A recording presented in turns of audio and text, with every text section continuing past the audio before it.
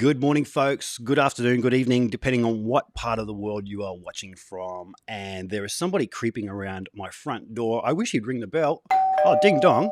It is Mr. Chris Ballew from the President of the United States of America. Hey, Chris.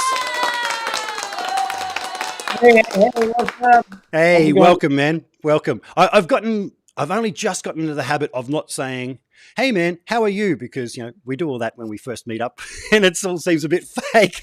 I've caught myself out a couple of times doing that. And it's like, no, keep it real. We've already done that. So a welcome to you is more the valid greeting, I do think. Chris, what part of the world are you in, man? I'm in Seattle, Washington, but more specifically, I'm on Vashon Island, which is a little island just south and to the west of Seattle proper. So I've been part-time living on this island for 9 years, and just as of a few months ago, me and my wife, Kate, are full-time islanders, and we're super excited. Nice one, mate. Cool. Now, Chris, I'm going to jump straight into it, mate. I generally ask people, I told you I've got a blank slate here. I don't prepare questions except for one. What started the love affair with the guitar for you? Wow. Well, it was the thrill of making music while not being chained to a giant piano. Oh, really? Yeah, I grew up playing piano from the age of 4. At 4 years old, my mom got me a teacher and started me on the path. And, it kind of became my impression that I was being groomed to be a concert pianist from 4 to about 12 or 13. Yeah. Pretty intense lessons. And, but it never really flowed naturally for me, looking at the sheet music and, translating it. Getting fluent in sheet music was very, very hard. Mm-hmm. All my teachers were fluent in sheet music. But anyway, so I was all about piano for all that time. And then I picked up a guitar. Actually, I picked up this guitar right here. It's a 1960s Goya acoustic that was my sister's. And then my dad kind of inherited it when she got married and left to have her own life. And then I inherited it from my dad. And this was the exact fretboard where I first picked out, like this is, okay. That sounds right. What is that? I don't know what that is. It's pleasant. That's pleasant. That's pleasant. That's pleasant. That's pleasant. That's pleasant. That's pleasant. That's not pleasant. That's how I figured out chords without knowing what they were called or anything like that. I just didn't connect. For some reason, I knew the chords on the piano, but I didn't translate it to guitar for some bizarre reason. Yeah, right. Anyway, it was the thrill of being mobile, which is what really attracted me to the guitar. Not being chained to the big piece of furniture. I could go outside, anywhere. So that was cool. Did you have a chord book or something to show you those chords, or did you just randomly put your finger? No, you worked it out yourself. No. I just put my fingers in different places and was like, okay, there we go. Okay, that works. What's next? Yeah, had no idea. Now, I've noticed that over the years, you don't use 6 strings. Well, that guitar had 6 strings, but back in the President's, was that? This is the President's guitar. This is the one I played on the debut album, and I still play it to this day. This is a Kauai. I only know it's a Kauai because I found it online. It didn't say Kauai on it. It said something. Well, it said something right there, but it's all worn off. Yeah. It's got a real microphonic pickup in it where you can tap it. Actually, the solo in the song Candy on the debut record, I believe, is me singing into this pickup. No way. Yeah. I just like, that's cool. Yeah. Because it was so microphonic. Mark Sandman, actually it's mirrorized. This red guitar back here is the very first 2-string I played. It's currently set up as a 6-string, but yeah. Mark from Morphine, he played a 2-string slide bass, and he had that guitar set up as a 2-string as an experiment. And when I picked that one up at his house, his home studio, I just felt like this is home. This is what I should be doing. I can wear my influences on my sleeve and sound totally unique if I play it on a 2-string. So wow. That was the inspiration to do the 2-string and the 3-string. And then lately, though, I've been making some new music, which we'll talk about eventually, and rediscovering the 6-string guitar. So when you were playing two string, what do you Yeah. tune to? Well, we didn't know. Just like with the just like with the acoustic guitar, when I was a kid, I didn't know what I was doing. When we started with the two strings, we just got them to a point where the strings felt like they weren't flabby and they weren't too tight, and where my voice liked the basic root note. And it turned out it was C sharp, C sharp, G sharp. So the Wow, whole thing is C sharp, G sharp, a fifth, and then the three string has C sharp, G sharp, C sharp. And it turns out, as we toured around America and we're on the tour bus and had our guitars and little amps in the bus, and the radio would be on and it would be playing some dirgy, grunge explosion. It turns out our guitars were in tune with a lot of grunge music, which was tuned down to C sharp. So a cool. lot of times we'd play along and be like, "Hey, this is in C sharp." And sometimes I wonder if that had something to do with us bridging the gap between the heavy and the fun. We kept the C sharp. Yeah, right. So I believe Ricky Wilson from B-52s used to not know how he tuned what officially his guitar was tuned to. He just do it by ear and came up with his own thing. And I Yeah. remember when I was a youngster trying to learn to play Rock Lobster and just thinking, what the hell is going on there?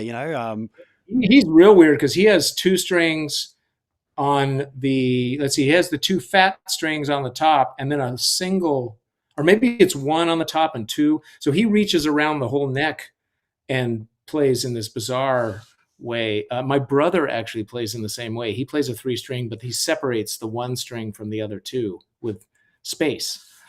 So yeah, it's there. The world is full of wacky solutions. Absolutely. And sometimes if you don't know the rules, it's a lot easier to break them in a creative way and come out with your own thing, which you obviously did. Absolutely. I remember when I went to college, the debate was, art school or music school. And the whole time I was growing up doing those piano lessons, they wanted me to do music theory. And I always was like, no, I don't want to know the rules. I don't want to know what should come after an A seventh. I just want to figure it out. So yeah, from a super early age, I was very DIY with musical knowledge. Yeah, yeah, cool. It's funny starting out on piano, like you said you did. I started out playing the organ, and that TV show Fame was on TV, and I just wanted to be like that guy Bruno. I remember seeing as a kid, just going, that one guy he sounds like a band. Yeah, he's got these drum machines and things. I need to do that. And that was my entry into it all. But Wow. so once you did learn some chords, what's some of the earlier things that you were playing on guitar? What were the influences?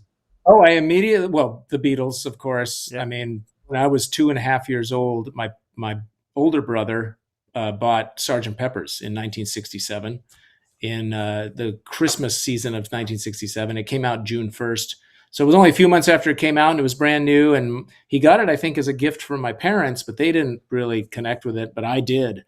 Yeah. And I just dove into that record. So that whole world of that album, that visual kaleidoscopic, just like a journey that you're on, really influenced how I wanted to make music, how I wanted to take people on a visual journey and have different styles and all that. So when I started learning songs, you'd think I would dive in and learn Beatles songs, but by that time, I'd gone out of my Beatles phase and I was into punk rock. I was into the Clash and the Sex Pistols and Adam and the Ants and all that stuff. Cool. So I was learning punk rock songs. Yeah. And at the very first time I played electric guitar in a little punk rock band, I actually took the low E string off my guitar so I could do an A bar chord. I never learned how to do 6-string bar chords. I do this weird bar chord. It's like a C-shaped bar chord. Yeah. So I do the fifth. Yep. And then the next string I mute. And then the E string is ringing. So it's like, or I finger the E string and the B string rings. But it's a weird screwed up bar chord. So I took the low E off so I could just do a flat across A. Yeah. From a very early age, I was cheating with the guitar. Cool. And did you start playing in bands as a teenager, or did that come later for you? Yeah, my buddy Dale and I formed an alliance over our love of the Clash, really, and the Sex Pistols. We just ate those records for breakfast, and we loved other stuff like Wall of Voodoo and Oingo Boingo, these kind of wacky new wave bands. So we started a band. Well, actually, my very first band, I think I was, wow, I want to say maybe 14, 15. Yeah. And it was I've talked about it before, but I'll tell the story again. It's such a weird band. Do you remember there was a thing called a VL tone? It was a Casio VL tone. It was basically a calculator that was also a little keyboard. Sounds familiar. Yeah. Yeah. I do remember that style. Yeah. Yep. A little white stick, and it had little buttons. I had one of those, and I got together with this guy, Arnie Livingston, who ended up being an incredibly proficient bass player, like a Jaco Pastorius style star. And he's on bass. And then my friend Dennis Sway on guitar. So that's pretty common. We didn't have a drummer, but I took the VL tone, I put it on the ground, and I took one ear off of a headphone and put it on the speaker. And plugged it into an amp so it would become a microphone, because that speakers become mics when you plug them in. Just reverse. Yep. Yeah. And that was an open back speaker. So I tapped it for the drums and sang into it for the lead vocals. So I'm on the ground, completely lying out on the ground, because we were just kids. We didn't have mic stands or keyboard stands or anything. And these guys are standing up, and I'm on the ground and tapping and playing the keyboard and singing at the same time. So it was that sort of hunger and desperation, despite the extreme dorkiness of the presentation, has always been a hallmark of mine. You know, just talking about headphones being microphones in reverse. I did a recording session for a guy going back about 20 years ago now, and we'd set up all the mics. I'd exhausted my mic collection. Didn't have anything left for him to put down his guide vocal. So we grabbed a set of headphones and turned them around, and he wore them on his face this way. And I plugged those in. And it was, yeah. Exactly. Oh, Yep. that's so great. Yep. So he did his guide vocals like that. And he was so comfortable because he was laughing so much at the ludicrousness of it. Exactly. That we ended up keeping the majority of those vocals, because when it came time for him to step up to the mic, he just freaked out, and that totally put him at ease. So it works. That's so amazing. I feel like I should be like, "Iso no wake Chewbacca." So you can imagine, right? Somebody who's never been to a studio before and freaking out, oh, it's time to do with vocals. Most of it. Yeah. And it gave it a telephone-like quality as well. Sure, because there's not a lot of room in there. So you have to kind of, I might try when we're done with this interview. That's pretty interesting. Or what could be interesting is taking these headphones and clamping them on an acoustic guitar. Front and back. That would work. Wait a minute. I think I got to go. And thank you for your time, Chris. See you next time. I gotta go. Too many good ideas. I got to get out of here. But, it's all about making things sit in the mix. And a lot of the time, the biggest mistake people make is they try and make the sounds sound too good, and therefore it doesn't work in conjunction with other things. So, little things like that. Yeah, no, that I think that by good in that sentence, this is an interesting idea. It's like, I've found making my home recordings that a lot of times I'll take guitars and severely limit their EQ width, take all the low end and all the high end out, and just make this like, kind of mid-range thing. I think I kind of maybe got the idea from John Lennon's guitar. Usually if you were ever to solo up John Lennon's rhythm guitar, it's very like just, limited as far as its EQ range. Yep. But it fills that hole, and it doesn't. And in the Presidents too, the 2 and 3 string guitars were part of that idea, because we wanted to not have the high strings on a guitar competing with the vocals. We wanted the vocals to have a hole in the sonic, palette to really come through, so that you could hear that I was singing about weird stuff in the midst of the rock song. So, yeah. Cool. So when you were back at 14, 15 playing in this band on the floor with the headphones on, did you guys do any gigs, any shows or anything? No. No, didn't get to that level? Nope, nope. But I did see a band called Neutral Milk Hotel many decades later, and the keyboard player was playing a Casio with his nose on the floor. And I was like, I pioneered that look. No, the band that played out for the first time was the band I had with my friend Dale. And we just would listen to music endlessly and wrote a bunch of songs. We were kind of like a slightly more punk rock wall of voodoo. It was just the two of us, a drum machine like a TR-808 hooked up to synthesizers, and I was in charge of the beats and the synths and all that stuff, and Dale played guitar and or bass depending on the song. So, and we did a couple shows, one at our high school. I have a picture of it somewhere somebody took from very far away. My keyboard stand is like a folding table and a bunch of textbooks. Instead of actually learning from my textbooks, I use them as keyboard stands. It takes me back to when I was about 14 years old. I opened a band I was in, opened for a pretty big Australian group at the time called Goanna, and their keyboard player was using an ironing board as a keyboard stand. And I thought, someone who's had commercial success and you're still dragging around an ironing board, you make do with what's there. It's a double use piece of gear. You can iron your show shirts backstage and then use it as a keyboard stand. Absolutely. Hey, totally unrelated, but that just reminds me. There's a band here in Australia called the Baby Animals, and the lead singer was married to guitar player Nuno Betancourt from Extreme.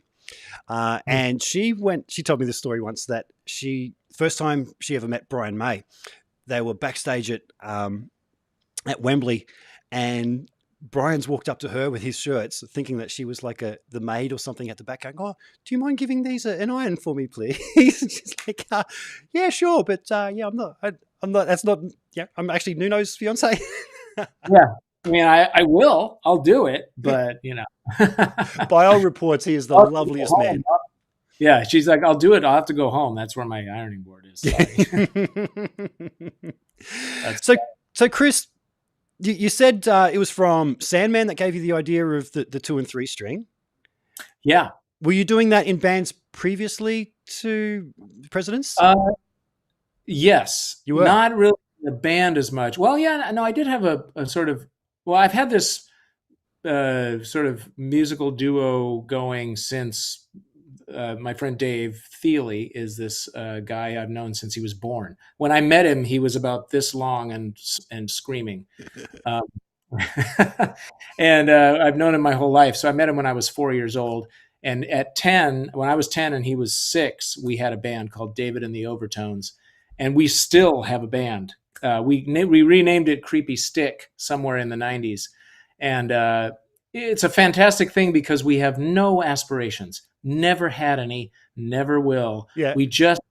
It's one of those amazing musical relationships where it's not about getting good and playing, although we did do some shows in Boston when we were both living in Boston and a little bit in Seattle. But it's a really nice thing because during the President's time, I really appreciated it too, because everything during that time was very goal oriented and Dave and I could just get together and be weird. So in that band, I played a 3/4 scale classical guitar with a contact mic glued onto it that went into a PV-TNT bass amp.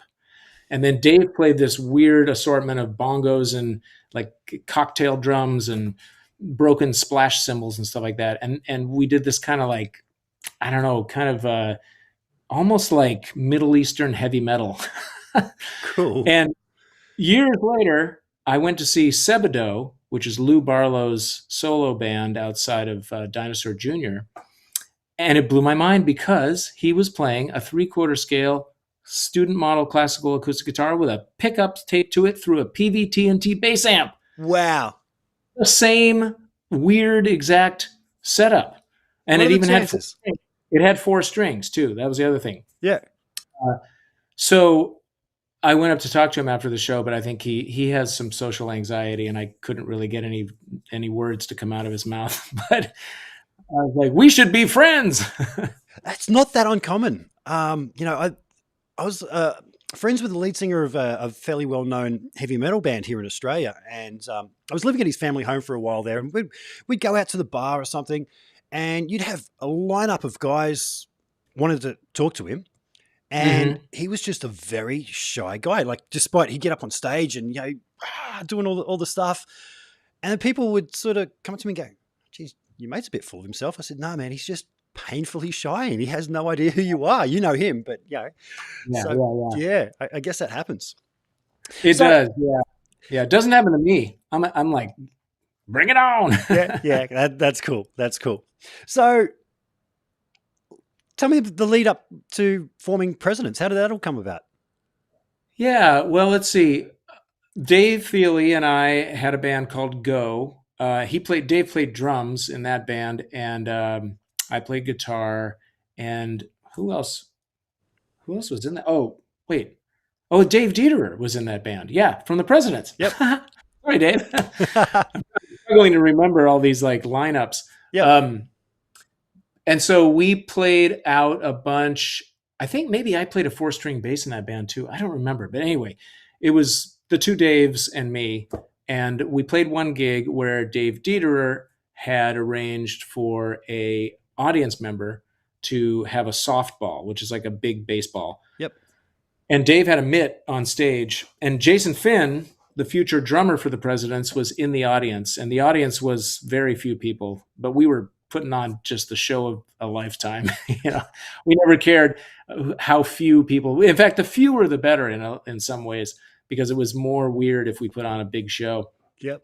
And we're doing our thing, and between songs, Dave puts the mitt on and just casually puts it up, and the softball comes flying out of the audience and just smacks right in the mitt. Doesn't say anything about it, just puts it away, and we go on to the next song. And Jason was so blown away by that little vaudevillian moment that he basically insisted that he be in the band, which didn't take hold immediately. Dave Dieterer and I then turned into a duo.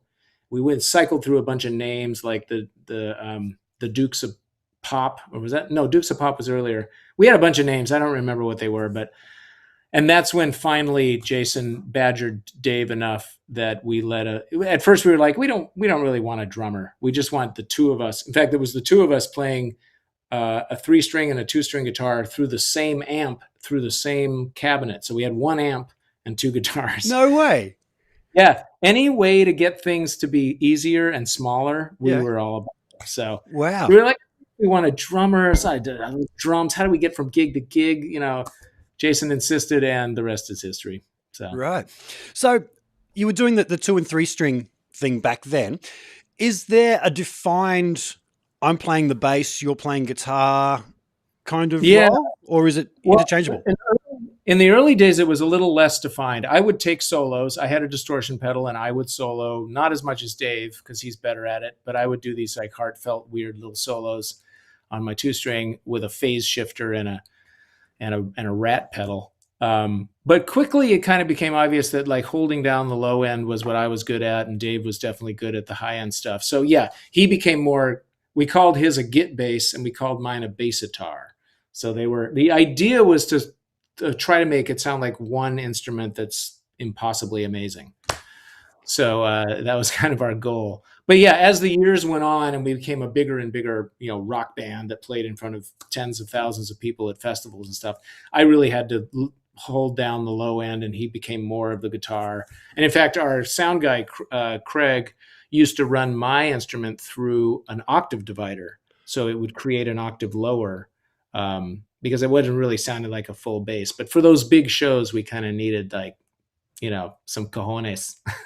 Cool. Now, when you guys got to a point where you needed a guitar tech, for instance, was it hard to clue them into, hey, this is what we're doing? Were they just looking at you going, what now? Yeah, no, I think there was maybe, a moment of head scratching, but by the time we needed a guitar tech, we were kind of a known entity. And so we actually had our friend Mike Musburger, drummer from the Fastbacks, among many other bands, become our tech. And he was really good at it. It was good for a drummer to have a drummer as a guitar tech. It was good to have 2 and 3 strings because it was easier for a drummer to be a guitar tech when there's only 5 strings between 2 instruments. Yeah. He did funny idiosyncratic things that I requested. Like I found that we changed our strings every day. So I found that if you took the strings and ran it through your mouth and then kind of, put a little bit of spit on them, they wouldn't sound like new strings for the first, 5 songs. Okay, yeah. And so I made Mike spit on my strings for years. Because I was like, I'm tired of that. I don't want to do that. You have to spit on my guitar every night. So I thought you were going somewhere different then, because I noticed a long time ago, changing strings, that when you hold a guitar string in your mouth, if that string, I'm talking about the thicker wound ones, if that string hits a hard surface, Star Wars noises. Choo, choo. Really? Have you got a guitar string there? Yeah, I think I do. Hold on. I've got a box of detritus here. Hold on. Yeah, man. It sounds like the blasters in Star Wars. Oh boy! Now, does it need to be a thin one or a thick one? Thicker better. Thicker better. Okay, hold on. Here. What have I got here? I've got all these are kind of left over from way left over from the days when Mark Sandman and I were trying to figure out which gauges. Okay, so which end do I put in my mouth? Any. Just hold it in your teeth. No, like sort of sideways seems to work better. Yeah. You getting it? Choo, choo.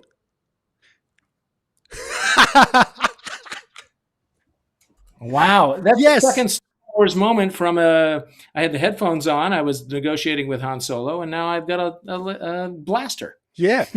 I remember stumbling on that and just thinking, this is the coolest thing. How do I mic up my head so people can hear this? It is awesome. Actually, it's making me remember I did some, occasionally I lose the ability to write songs, but I still record. And there was a big period in the early 90s when I could not write songs. But I took a coat hanger, a wire coat hanger, and tied thread to it like a loop, and then put that on a microphone and then hit it with a fork. And it sounds like the biggest gong you've ever. It's like, oh, cool. Similar idea. It's like a dangling wire. Yeah, that's great. Oh, sweet.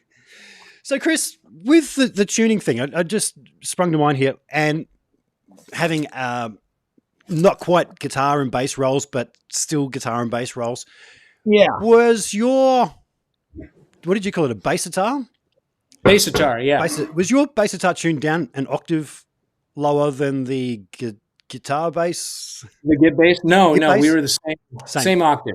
Yeah, okay. Yeah. That's why our sound guy would sometimes octave shift for big shows. He would octave shift just to get a little growl in there. Yeah. I think I've seen you playing an SG as well. Yeah, Epiphone. I had a deal with Epiphone for many years. They would give us guitars, whatever we wanted. It was pretty great. I went through a lot of guitars. Cool. When we were first, there was a funny moment when we were first forging that alliance with Epiphone. Kara Hogan was the name of the rep, and she came to a show, and she's like, okay, yeah. She's like, good old girl, talking the accents from somewhere in the Midwest. Now she's like, okay, now we're going to do this deal. We're going to get used SGs and you these guitars. And okay, fine. Now, do y'all like to smash them? Because we can. She's like, do y'all like to smash them? Because we can get you a new one every day. Like, that's not incentive right there to take up guitar smashing. I don't know what it is. I know. I did smash. I've done that a few times, but they were for monumental moments like our last show or, stuff like that. So yeah. Or quote unquote last show, our first last show. We have an artist over here in Australia called John Farnham, and he's been doing that last tour now for 20 odd years. Right. Yeah. It's a way to go. Yeah. I mean, you never know. Yeah. I mean, could be. So did you guys start generating a lot of interest with labels and early in the piece, or were you guys at it for a while before people started to take notice? Well, I think, what was it? It was summer of 94. So Jason joined in December of 93. And then we did a bunch of gigs and then at the early part of 94, here we go. Jason joined in 93. Soon after, January, February, we went and made a demo tape with Barrett Jones at the Laundry Room, the studio where Dave Grohl and Barrett would make the first Foo Fighters record eventually. And we did that in 13 hours, just made an album, and then made cassettes, and we sold them at shows, and we sold them at the Comet, which was the bar that Jason worked at. Then I got hired to be in Beck's band. So I took off for 2 US tours and wasn't around. But Wow. the cassettes were steadily selling at the Comet. And Jason, I remember I was deep into the second tour with Beck and I was in Portland, I remember, and Jason called me and he's like, "You got to just come home because this is catching fire without us doing any shows," which maybe might have been a good strategy, kind of scarcity model. Yeah, right. Yeah. When we got back together, we just played as many shows as we possibly could. We're like, let's push the envelope. Let's see how many shows we can do. And this is the post-grunge landscape where everybody's looking for the next Nirvana. Who is it? So on a Tuesday at the Crocodile, the place would be packed just because people were curious about music. So we took full advantage of that, built a fan base, and then one show we did late in the summer of '94. It turns out there were major labels in the crowd because there was a festival in town, or a Seattle-centric festival called Bumbershoot, which was happening that weekend. And all these reps came to our show, and I didn't know anybody important was at the show. Thank goodness. That's probably a good thing. Yeah. I just did my usual, shambolastic rock and roll explosion. And then as I remember it, the next day or that week or a couple days later, we had 7 major label record offers to wow. live. Yeah. So it was fast. And it's funny because I never slogged away in the trenches on tour. I went from being in the Presidents and playing bars in Seattle and stuff to joining Beck's band and being on a van at first and then a tour bus. And then we got our own tour bus when I got signed. So I never struggled on that level. I struggled in the DIY trenches, living life and writing music my whole life. But then when it came to bridge over into the pro world, I just stepped on a moving train. Cool. Now, what did you do with Beck? Were you a bass player, guitar player? Both. I was kind of a jack of all trades. I was the, the fourth wheel, although you need a fourth wheel. I was the second and fourth wheel. No, so there was, Joey Warnker was the drummer, fantastic drummer, just incredible. Dave Gomez, bass. Beck played guitar and synthesizer. I played bass, guitar, and ran another synthesizer and a sampler. So it was pretty fun. It's a whole story, but he and I for a bit there were real kindred spirits, and I lived with him because I was the only band member not from LA. So we lived together, we 4-tracked together, we drove around LA. When he had a little radio thing to do, I would accompany him on banjo, and it was a really cool time because it's almost like I got to go to Fame School and be next to Beck in his storm of transition, and then I got to have my own. So it's like I graduated from Fame School and Beck was my teacher. Awesome. Yeah. At what point did you start writing songs for yourself? Ooh, almost right away. Yeah. I found that playing Clash songs on a 5-string guitar wasn't as fulfilling as I'd hoped. So I started right away. Really inspired by Walla Voodoo. Walla Voodoo was kind of and Tom Waits. Tom Waits really inspired me. There's, again, visual vocals, painting with words.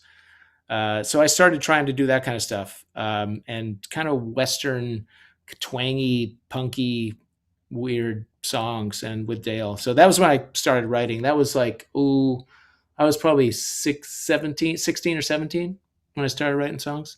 And weirdly, we'll get to this, I know, but I'm doing new music now. And some of the songs I'm working on now are me resurrecting songs from that era and finishing them. Yeah. Turns out under my fake English accent and all the terrible synthesizers were good songs.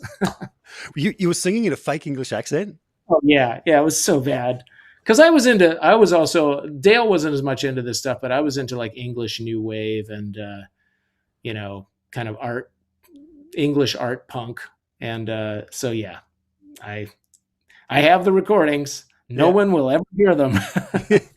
And it's funny that that you've ended up doing the family-friendly. I'm avoiding saying kids music, family-friendly music, because it's not that dissimilar to your music from Presidents. Just slightly different subject matter, a bit more kid-friendly. Yeah, well, here's how I described it. Like the Presidents, what made the chemistry of the Presidents work was innocence and innuendo rubbing up against each other. The friction between a song about a kitty and peaches and, dune buggy, innocent stuff up against sexual innuendo made it fly, I think, at least lyrically. And so what happened then was we got signed kind of based on that tension, and then I couldn't repeat that tension. It was sort of a of the moment kind of thing. Like I wrote a bunch of songs like that, but it was I like to say it's kind of like a monkey doing a painting with its eyes closed, and it sells for $5 million, and everyone's like, monkey, paint more paintings, and the monkey's like, I don't know what I did. My eyes were closed. I don't know. Yeah. So Casper was me removing the sexual innuendo part and keeping the innocence part, and discovering that, that friction was specifically what I was having a hard time with. The innocent core was definitely like very natural to me. So that's why I made 19 records in 11 years and played as many shows as I did. And because I found this voice that was not allowed to happen before that, because I kind of didn't take those songs, like really innocent, simple songs, as seriously. I didn't think there was, value in them. But when I found, there's an audience specifically for this, parents and kids, then it had a purpose, and then it could come out, and it just, came out with a vengeance. Wow. So you say 19 records. Is that collectively between Presidents and as Casper, or just as Casper? Just Casper. 19 records with about 20 songs on each record. And then were you touring that at schools and things? Yeah, I didn't really tour. I did some one-off. Actually, I came to Australia. I did the Sydney Festival one time. Cool. I went all the way to Australia for 2 sets. Yes. But they baked in like 5 days of chill out time on either side. So I just explored Sydney and had a great time. I mean, side note, we love us. I mean, in the Presidents, we just loved Australia. I love Australia. It's one of my favorite places in the whole world. I call Alaska the Australia of North America for a bunch of reasons. Is that right? Yeah, it's kind of got a similar, like, there's a lot of space. People are clustered in, along the coastline generally. Yeah. I feel like there's a warmth and a curiosity and like a interest. People are interested in other people, because that's sort of the most important aspect of living in a potentially deadly environment. Yes. Yes. Other people. Anyway, I mean, Australia is the best Australia, but Alaska is a close second. So cool. Cool. But yeah, I'm sorry, I forgot what we were talking about. Touring Casper. Yep. Yeah, no, I didn't really tour it in a traditional sense. I went to New York to play some shows, but mostly I just served the Northwest, like Washington, Oregon, a little Idaho here and there. And that was another thing about the Presidents. We toured a lot. Touring was hard for me. I couldn't sleep on the bus. I couldn't eat really well. It would wear out my nervous system. I didn't really even know it at the time. I was partying a little too much, stuff like that. So I made a conscious decision with Casper to just like keep it in my backyard, have it be part of my life, but not like take over my life. So it worked well. I ended up squeezing in 1,247 shows in 8 years of performing. So with Casper, so that's busy. Pretty good. Yeah, man. I reckon it would be a real buzz to play to kids who would just be losing their shit over these songs. I actually work at a special school. I teach special needs kids, and cool. When we have the end of term concerts, just to see these kids just losing it is amazing. So I imagine it'd be a similar kind of thing, as well as having the parents. I used to like to say that they're the greatest drunk punk rock crowd ever. Like they're so random and weird and happy and surreal, and fantastic audience, really. Awesome. Chris, tell us a bit about some of those guitars behind you there, man. What do you got? Yeah, what have I got? Well, I guess Buddy down here is the acoustic version of Butterscotch. Butterscotch is the Casper Baby Pants guitar that I played all 1,247 shows on. it's sort of my Lucille or my trigger. Yeah, yeah. And, 3 strings, I see.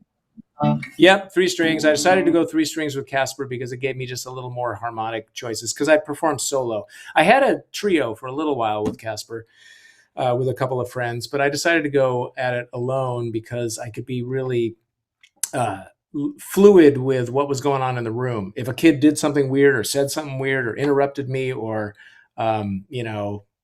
caused some sort of disturbance, I could follow it and be back in beat on, really sharp and together with one guitar. Whoa, whoa, whoa. Whoa. So Butterscotch is a Harmony Hollywood with gold foil pickups. And it's got this really cool fader knob between the pickups. Oh, so nice. You can fade, kind of customize the sound a little bit, which is important because the pickups are a little brittle and funky. So it was nice to have a little control. The red one, of course, is the Mark Sandman original 2-string, which I'm now doing as a 6-string for this new music that I'm making because it's got kind of a broke-ass bluesy vibe. This is the Kauai 2-string I played on the debut record. This is just a 3-string Silvertone with a pickup in it. This one's really good for, I run it through a fuzz pedal and just barely play it with my thumb, and it's just beautiful harmonics and distortion. It has a pickup in it that I gotta recommend to anybody who's looking to get a pickup for a sound hole guitar like this. It's called a Lawrence A100, I think. It's the lowest on the totem pole of these Lawrence pickups. It's the cheapest one. It's an amazing pickup because if you put it in a guitar that's bassy, you get bassy. If you put it in a guitar that's mid-rangey, you get mid-rangey. If it's trebly and crisp, you get that. Yep. It's a very transparent pickup. And you can shift it around in the sound hole too to kind of play with which strings dominate and that kind of stuff. So that's cool. And this guy here is just an acoustic version of Butterscotch that I used to use to do I'll go on a radio show or do a promotional thing on TV or something, and I just bring that instead of bringing Butterscotch and amplifier and stuff like that. This guitar is the one I played with Beck. The one I played that bow down down down down. Oh, cool. I didn't play on the recording, but this is the guitar I played live with him. It's a quick story of how we got together. When we met, and then he invited me to play on One Foot in the Grave, which is being recorded down in Olympia, and he wanted me to play slide guitar. I did not own a slide. I did not own a slide guitar. And I said, of course, yes, I can play slide guitar because that's how you get your first job. You lie. So I went to the music store. I bought this guitar. I bought this slide. And I went and got on a bus. And I went to Olympia. And I walked off the bus with my guitar and my slide. And I walked to Calvin Johnson's house. And I walked into the basement. And I walked into the control room. And I walked into the recording room. And they said, play slide on this. And I'd never heard the song. And I just pretended to be a slide guitar player, and a couple of days later I got the job. So cool. So I've had this guitar ever since, and it's it's real kind of, that Hershey bar pickup is real kind of warm and fat and not a lot of definition. In fact, Gloria Alvarez, who did sound for Beck when I was with Beck, had a real hard time with that guitar. She couldn't get it to be bright, and she ended up insisting that I buy an SG or something, a more kind of articulate guitar. So it was a little controversial. Now this guitar is a Harmony Broadway. This is one of those cases where you go to a music store and you pick up a guitar and you play 2 chords. I just picked it up and I went, I'll take it. Yes. I was just like, it is perfect. Yep. It's kind of woody and warm, but also bright and crisp. And the added weirdness with this guitar is that I used to own this exact same guitar. The President's song Candy was, what was it? That sound is the sound I had on the 4-track original because I owned this same guitar in Boston in the early 90s. I was helping a friend move, and they're like, do you want this guitar? It was in a case. I didn't even see it. I said, yeah, sure. I took it home, and it was this exact model, and I used it for years, 4-tracking, and then I don't know what happened to it. I don't remember selling it or giving it away. It just, all of a sudden, I didn't have it. I don't know what happened. I was moving a lot. I don't know where it went. So then I walk into a local music store, pick up this guitar, go, I'll take it, because I could hear that same sound. So I like to pretend that it is the same guitar and that it found me. Do you think there's any chance that it could be the same one? Yeah, it totally could be. It's same level of condition. It was kind of, pockmarked and funky. So could be. I wish I could find a picture of me from that time with this guitar, but I didn't take any pictures in the 90s or early 90s. So anyway, I'm just going to go ahead and say that guitar found me. And that guitar is like the cornerstone acoustic guitar sound of this new music I'm making, which we'll talk about eventually. Okay, then over here, I've got, whoa, baby. I've got my only remaining Epiphone gift from Epiphone, my only remaining, promotional guitar, this Paul McCartney style violin bass, with weird mismatching knobs. And my son Augie had this guitar for like 8 years, and Augie might be watching. Actually, I sent him a link. So hi Augie, how's it going? He had this forever. It used to be covered with gold paint and stickers and all kinds of stuff. He stripped that all off, and then he put these weird collage bits on. So I'm keeping those on as a reminder that this guitar has cycled from father to son, much like that old one that my dad had and my sister had. So this is our family's version of the old classical acoustic, and this just sounds fantastic. It's just so fat and clear and harmonic and flat wound strings, just that classic Beatle bass thing that's got to be part of any arsenal. Cool. And guitar wise, I think that's it. I think we've gone around the horn. Nice. Yeah. Are you much of an amp collector? Do you? Or no? Well, I have one. I have an Ampeg GVT 15112. I have two of them. I used them live, so I got a second one as a redundancy in case I had a failure at a live show. But I just love this Ampeg. It's tube and sounds great. And what I love about these Ampeg amps is the tone knobs aren't just filters; they're boosts. Cool. So when you turn up the mid all the way up, you're actually getting more signal to the preamp.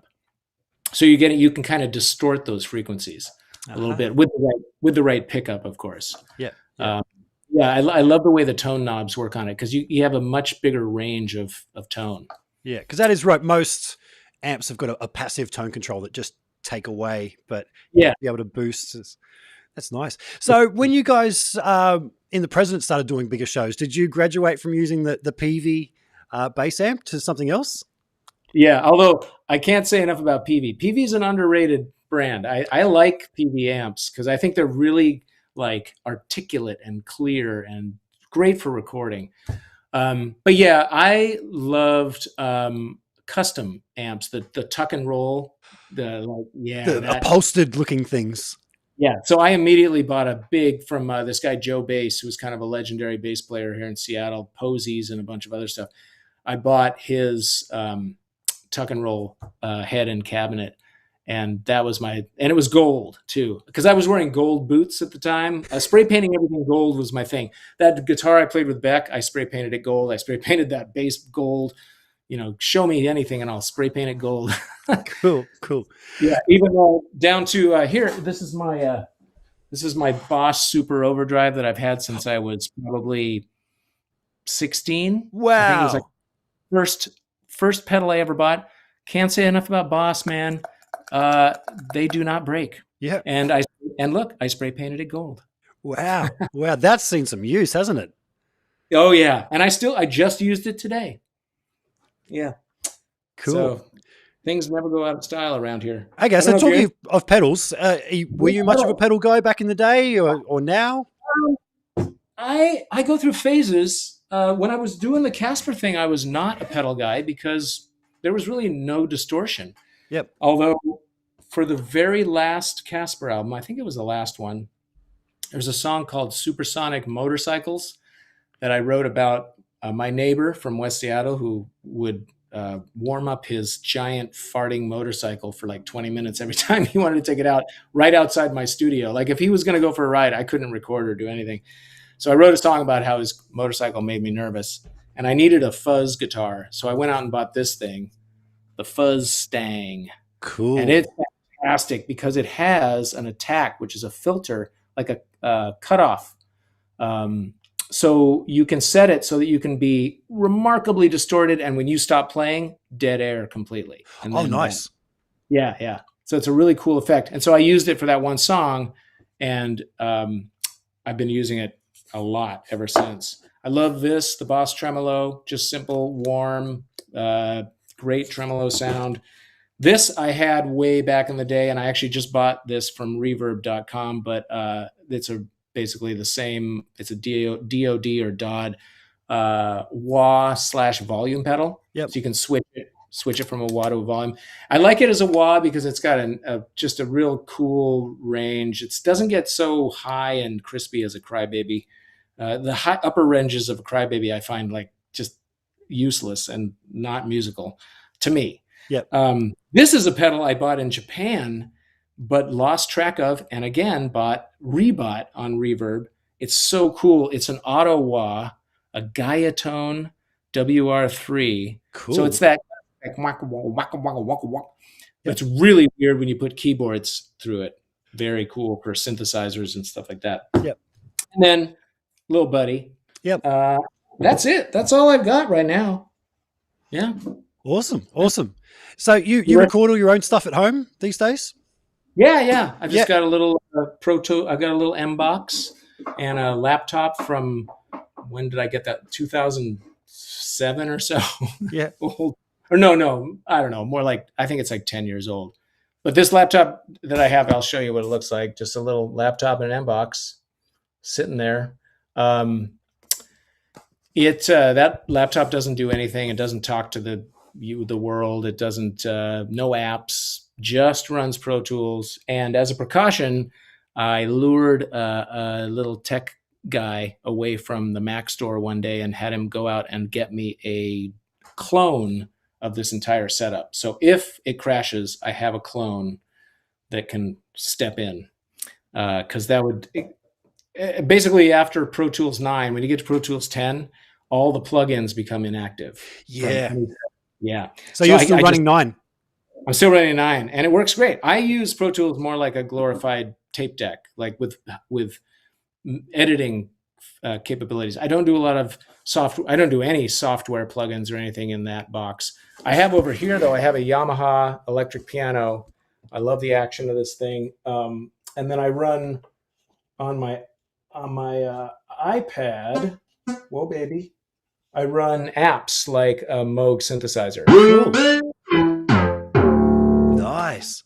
Yeah. So I'm a super minimalist. So I probably should own an actual Moog synthesizer, but the fact that they all fit right here on this tiny little iPad is just, it's too delicious for my minimalist sensibilities to pass up. Yeah. There's something to be said about minimalism. I think if you have, I've heard it called option paralysis, where if you've got too many options, you're sitting there just trying to work out. So as an example, when I had a 4-track and an Atari computer and one synthesizer, one drum machine, I had 5 kick drum sounds. I, in 30 seconds, would decide which kick drum sound would be right. Then as I got into the whole Pro Tools rabbit hole and I had 5,000 kick drums, all of a sudden I'm spending days trying to decide on what the right kick drum for this track is. And you lose sight of making music. And have you found that with the minimalism? Oh yeah, and with just the technology. When I first made the switch from 8-track cassette, I started out doing 4-track cassettes, and then I went to 8-track cassettes, and then I went to Pro Tools in like 2001. And I was completely paralyzed by all the choices. It was crazy. But what that told me is that I needed to focus on vision. You know, if you go into it with vision, then you're just looking for the solution that will support your vision, versus kind of being buffeted around by a billion choices. So it was a nice invitation from the technology to focus on my intention. Like, what did I want to, So that's what I took out of that. Cool. Now, I had a bit of a poke around looking at your website when I first made contact with you, and I saw an interview and you were talking about how you record something, and then you shelf it for 6 months or so and come back and have a little mute party, I think you called it. Yeah, Yeah, you want to tell us about that process? Yeah, that was really Casper Baby Pants related more than what I'm doing now. But yeah, so on the Casper stuff, ultimately, I wanted the Casper songs to be very clear and minimal again. But for an effect, I wanted the kids to be able to really hear the vocals, really hear the story. So I didn't sing with a lot of affect. I didn't go, "Hey kids, how's it going?" or whatever. I'd kind of keep it flat because I want the content to be king in that environment. So by the same token, I would want the music to be very simple, but I didn't want to limit myself in the early stages of recording and be like, "Oh no, I can't put guitar on that, or I can't put keyboards or whatever." I just say, you know what? I'm going to put everything on that feels good and just go nuts and make it way too thick. But then I'm going to enjoy that just on my own for a while. Like, yeah, this song is, just so much going on. And then eventually when it comes, push comes to shove and it's like, all right, this song's going on the album or getting closer to being considered. That's when I have to, really decide what's going to stay and what's going to go. But having had the messy times, what's nice about that is I might keep the piano, but only keep like 2 measures of it, or only keep it for a second, or just for one part, this slide guitar happens, thereby creating little like events in the song that the listener can look forward to. Like, oh, there's that little slide guitar, but it never happens again, Yeah. But I wouldn't have thought of that really if I hadn't allowed myself to be messy on the early side of the process. So it was Nancy Wilson who came up with the at least. Oh, Chris just dropped out. That's okay. Am I still live? I'm still live. Yes, I am. And he's back just like that. Well, that was weird. What happened there? I don't know, but that's okay. Like I said to you before, the whole train wreck thing. Yeah, that's why people tune in. And I knew you just hit the button and you'd be back. So yeah. Anyway, it was my friend Pete Droge told me that Nancy Wilson from Heart came up with the terminology mute party. And so that's what I do. I have a mute party and see how much I can get rid of to make the song come alive. Cool. So, Chris, I did mention to you before that it's first thing in the morning. I've had a couple of these under my belt. So I'm going to ask you a question and I'm going to let you talk while I take a break for a minute. Last question relating to Casper Baby Pants before I move on to your new music. The name Casper Baby Pants. I did see a little thing about that. Could you enlighten the guests how you came up with that name?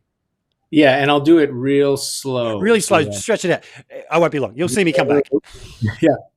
I made up the name Casper Baby Pants.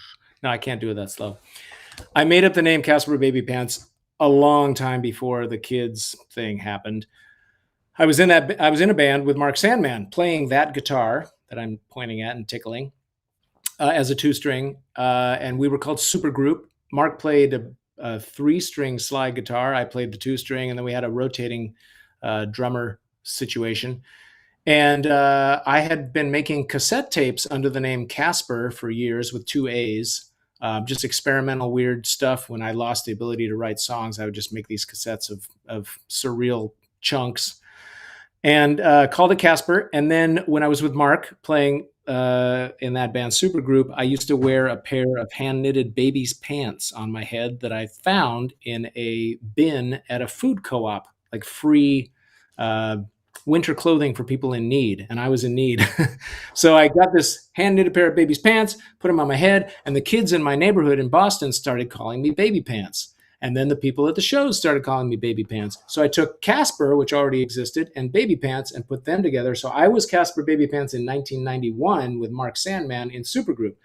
Then 17 years later or so, 17 years later, I made my first kids record, and I'm thinking, what do I call it? Do I use my name? Do I make up a band name like I've usually done? And all of a sudden I remembered I'm already Casper Baby Pants. It's a foreshadowing. I'll just own it and be it. So yeah, it was a breadcrumb from 17 years earlier. Wow, very cool, very cool. You can't choose your own nickname. I always say that. You No, can't. that's right. That's a good point. Yeah. Yeah, yeah, I chose Casper, but the baby pants was chosen for me. So yeah. There's a local guy, about 20 years ago, and he considered himself a bit of a hard man, and he really wasn't. And he he started telling people, "Call me Fleshkite," and I was like, "Okay, fleshlight." If anybody knows what a fleshlight is, yeah. Oh man. you can't choose your own nickname. I was such a skinny kid, and over here, I told you I'm from the Gold Coast. Um, Yeah. Surf life saving was a big part of growing up here. Nippers, they called it, where you do all the Baywatch for kids, I guess, like learning to be a lifeguard.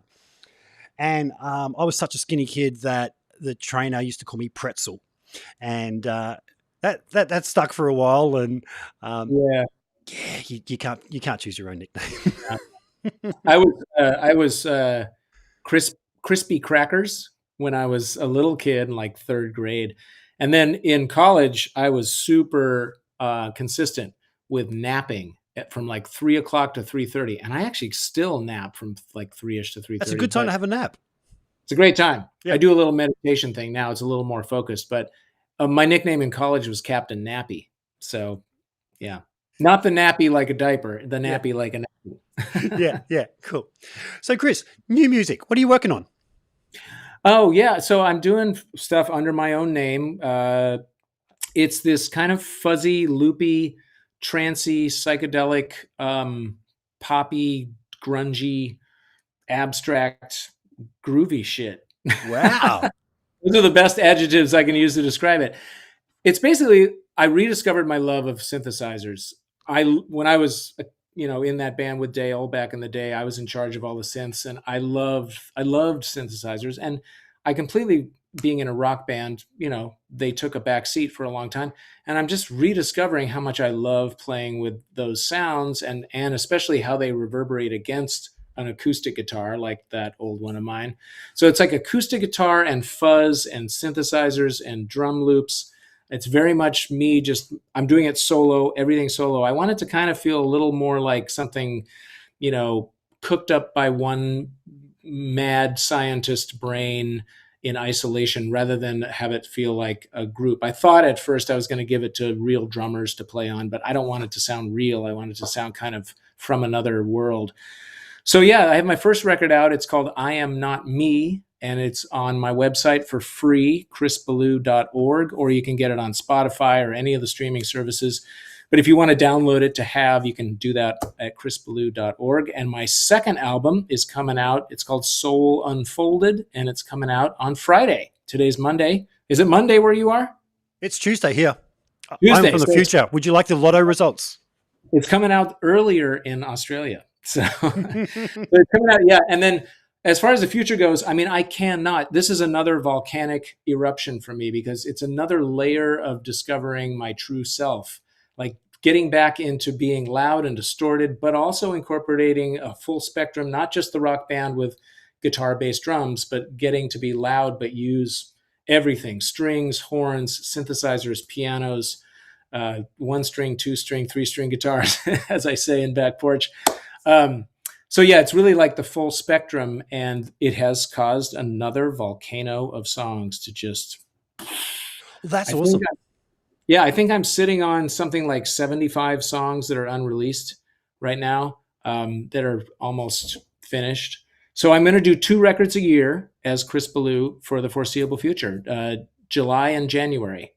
So every July and January for the next bunch of years, you're going to get a new slab of tunes. That's cool. So you said that you're retired. I can't remember if you were saying that off air Yeah. when we were live, but has that taken the pressure off? And do you think that has inspired the new volcano of songs? Yeah. Because that would be a hard thing. You mentioned that you went through a time where you couldn't write, and that would be the pressure. It's like, I need to repeat this, so with that weight lifted, it's like, I hear this thing in my head.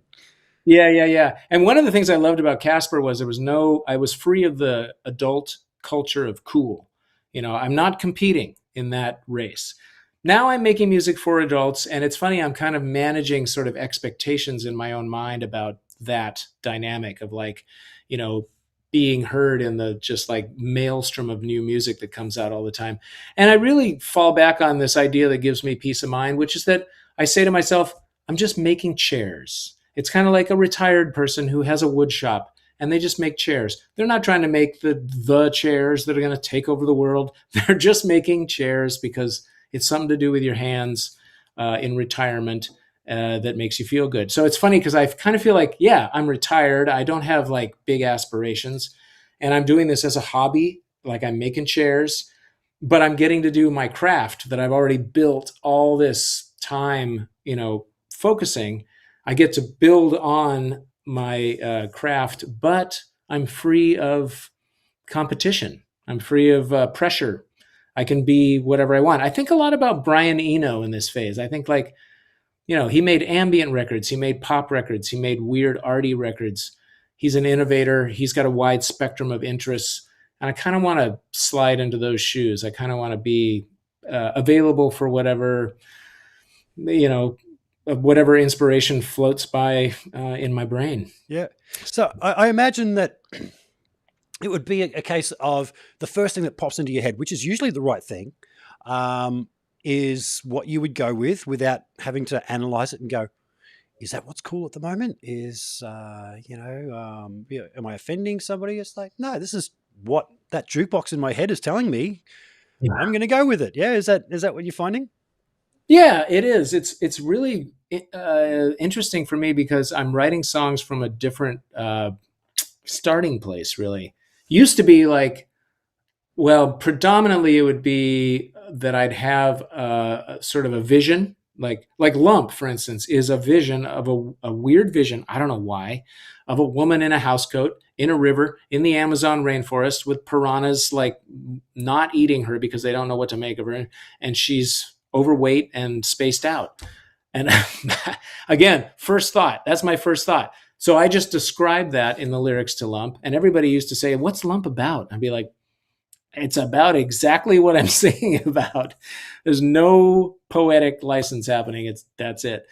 But now it's interesting. It's different. The content of the songs I'm writing now, I'm really trying to explore like consciousness, existence, science, quantum physics, the planets, perception, just all kinds of stuff that's like big and cosmic.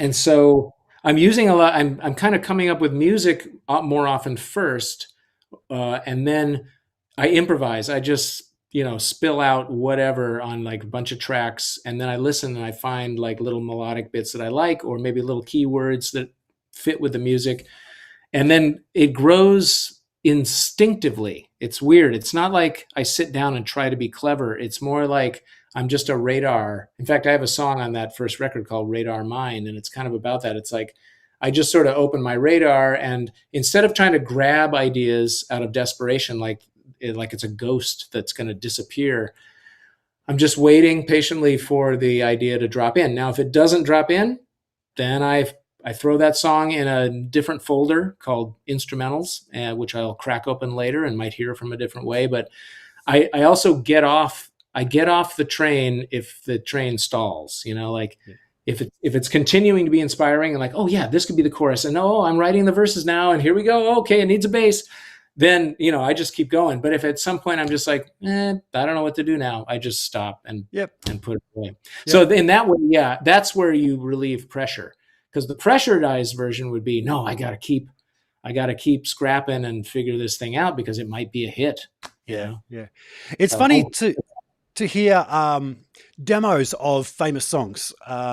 First one that springs to mind for me is One by U2. And that song, when you listen to the end product, lyrically, it all just seems like a complete story, a package, like he sat down and wrote this thing in one hit. But when you go back and listen to them jamming and coming up with the ideas, he knows what vowels go there, and he's singing those in the demos. And it's almost like he's singing nonsense sounds, but it's the same vowels as what made the end. And I've got a friend that I've recorded many times, and he does the same thing. He just makes up, sings vowels, and people start to hear words in those vowels, and he's like, okay, yep, that's what it is. And now I do it a little more silly. I sing just silly stuff like, like pancake water coming on down the mountain. I've never seen cassettes inside the rabbits, blah, blah, blah, blah, blah. Yeah, I'll just do that kind of stuff. Yeah. That keeps it fun for me because I just make up weird shit. Yeah. Cool. Weirder the better.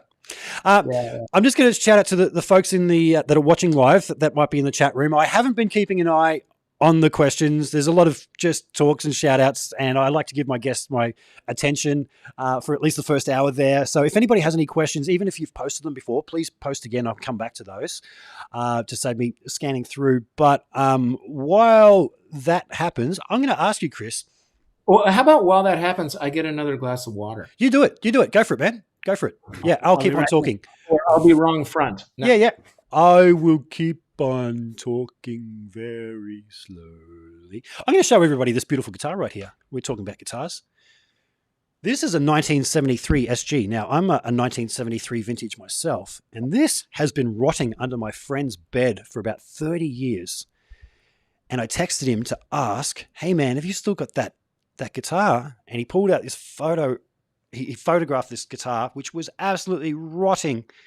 And I pulled all the hardware off, soaked it in white vinegar to get all the rust off, lubricated it all, buffed the top of it to get a mirror-like sheen after it had turned into absolute crap. And funnily enough, my friend who owns this used to play in a band with me. And I wouldn't let him play this guitar because it wouldn't stay in tune. And now that I've pulled it out and restored it, it is absolutely beautiful. And I messaged him to say, you're not getting this back in a hurry. And he's not.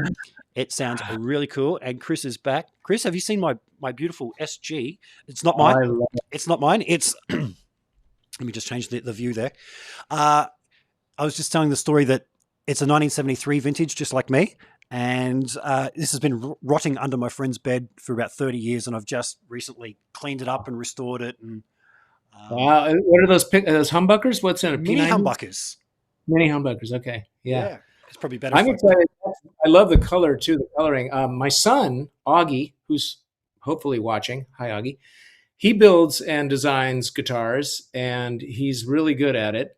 Eventually, everyone will be clamoring for an original A.W. Ballew guitar. But right now, he's building Telecasters for a bunch of people, like custom Telecasters. Nice. And I'm having him build one for me that's going to be a replica of the George Harrison Telecaster from Get Back. Which that's something I don't have in my arsenal. Is a real kind of clear, like high-end, crisp guitar that stays in tune.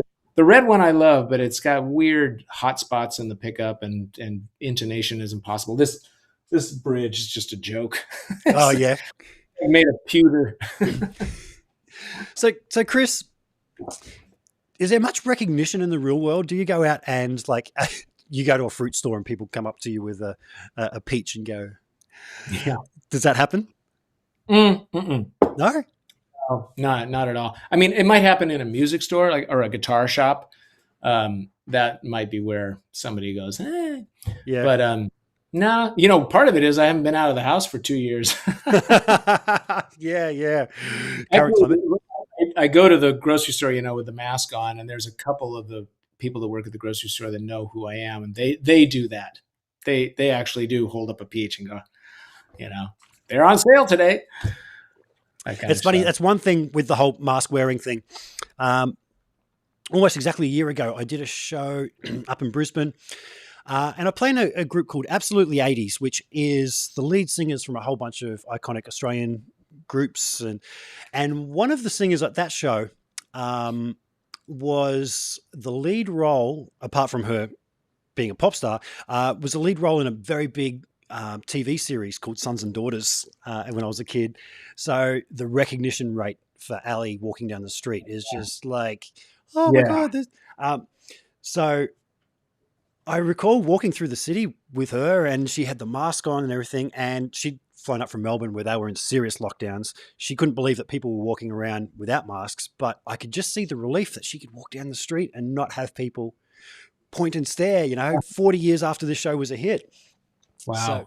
yeah. Yeah, I did a tiny bit of TV here in Seattle, and it's funny. I mean, even a local show, I was a judge on like a Star Searcher, kind of a America's Got Talent kind of show. And even that little show, I could tell people were like, reacting to me differently. It's funny, when we were the first arcing up as the presidents, the people that ended up making The Real World on MTV, that was like the first kind of, group house reality show thing. They wanted to document our entire transition from bar band to, superstars.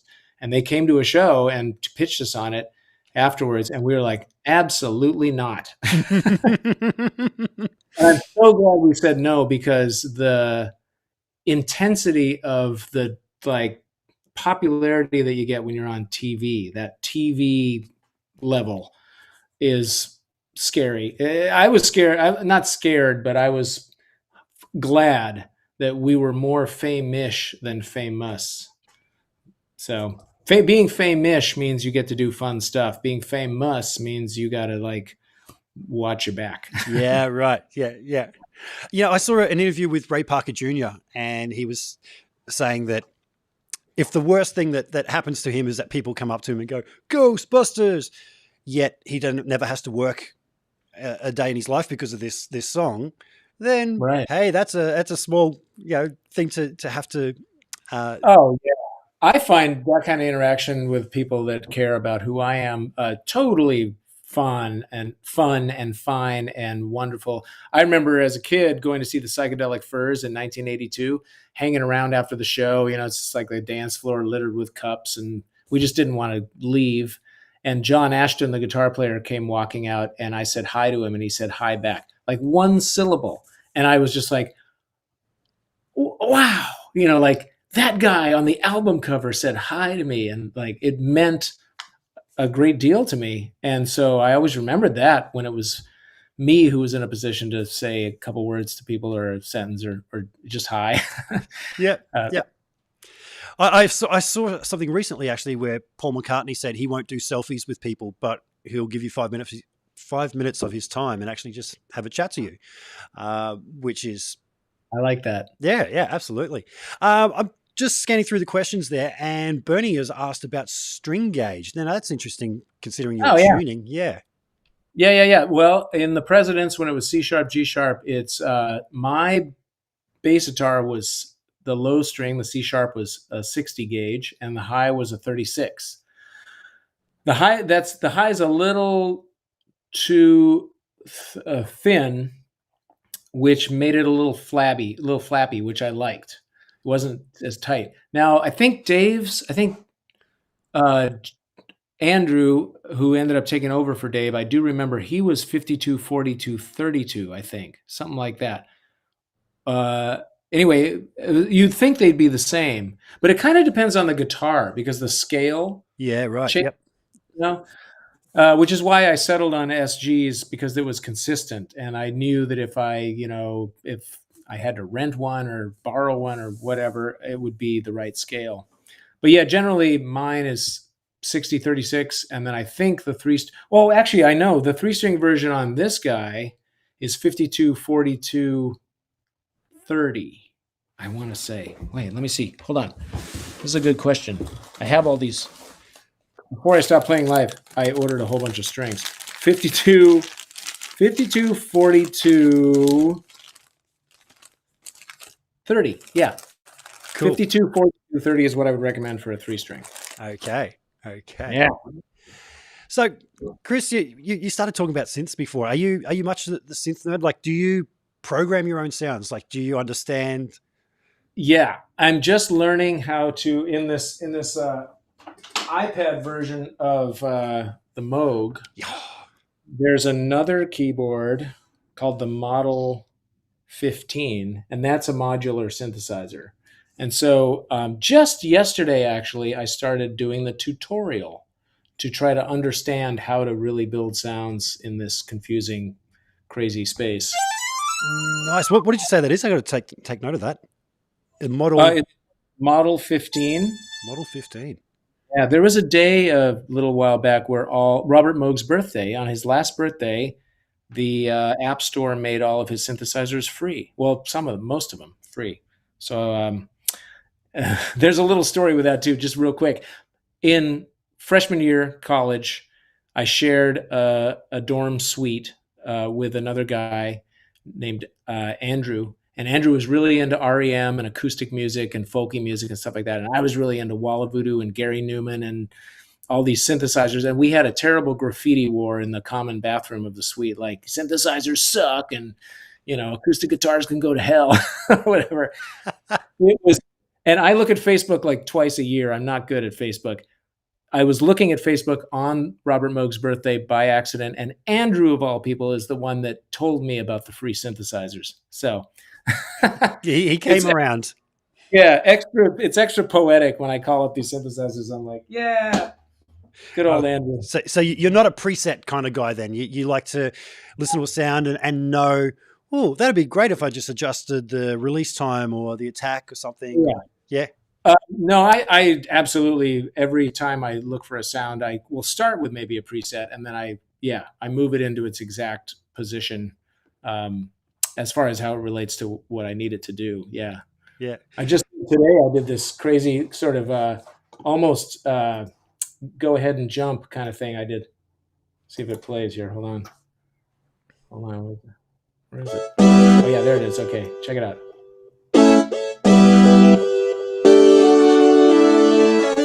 You have to hear it in context. Wait a minute. Let's do this. Here we go.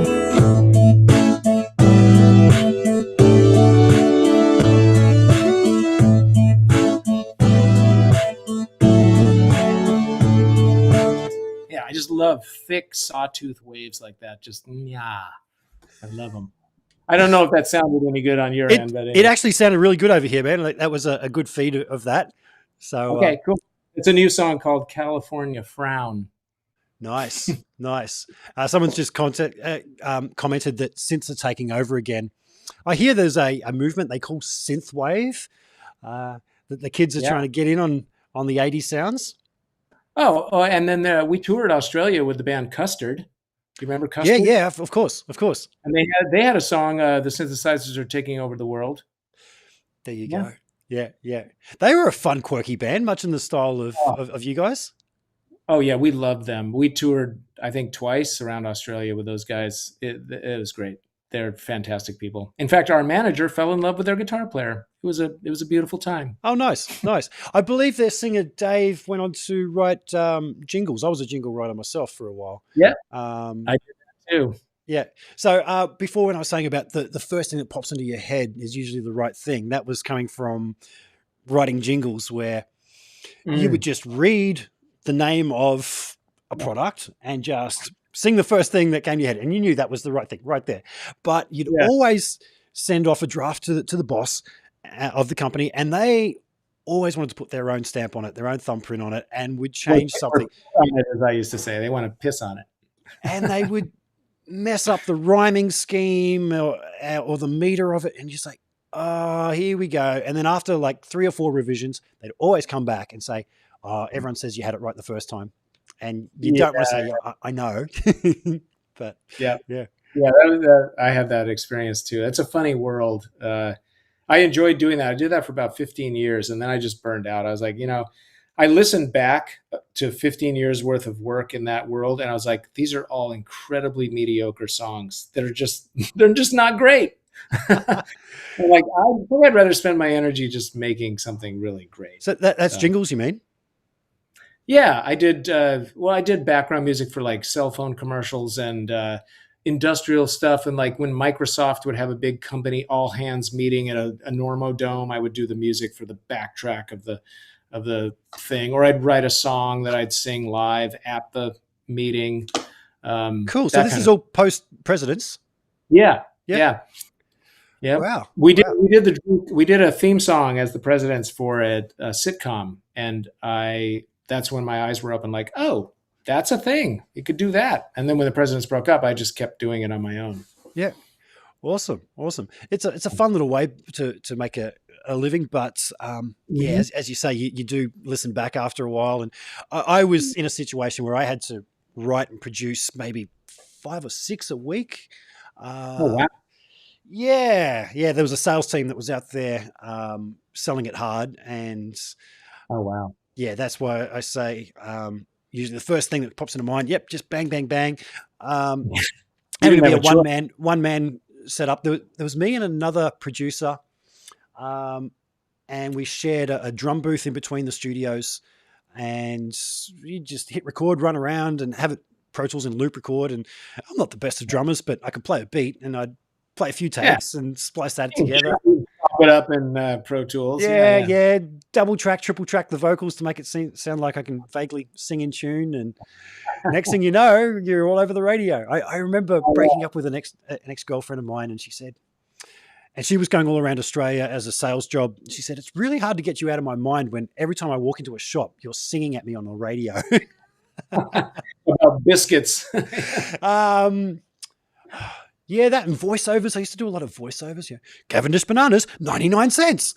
All that kind of thing, Yeah. You've kind of got that everyman Australian accent down. Yeah, for sure. Yeah, there's variations of the Australian accent. Do you guys hear that?